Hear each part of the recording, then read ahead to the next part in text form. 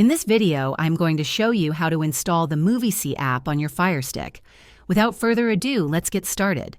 Step 1. Enable apps from unknown sources.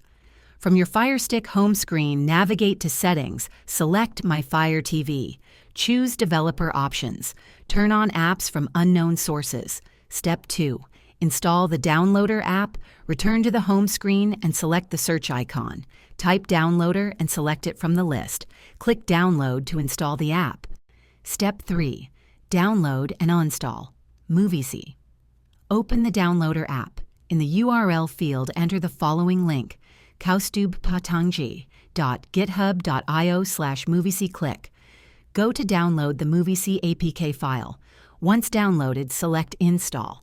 After installation, click Open to launch Moviesy. Note: Moviesy is a third-party application not available on the official Amazon App Store. Ensure you have the necessary permissions to install apps from unknown sources. If this video helped you, please like and subscribe to the channel.